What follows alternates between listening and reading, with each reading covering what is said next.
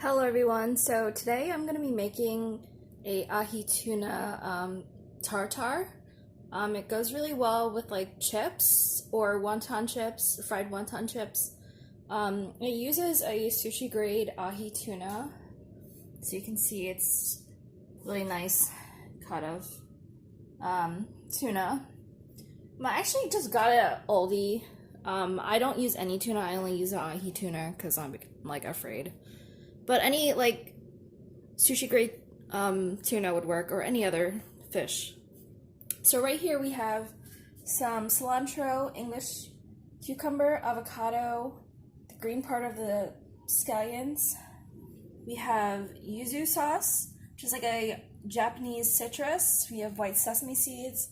We have soy sauce. We have sesame oil, cracked black pepper, chips. And you're gonna need like a spoon and a mixing bowl and like a cutting board to chop everything up in.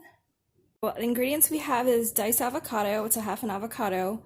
About like 2 tablespoons of diced scallions. We have diced cilantro, maybe about like half a cup, and 1 cup of diced English cucumber, and 1 piece of diced ahi tuna.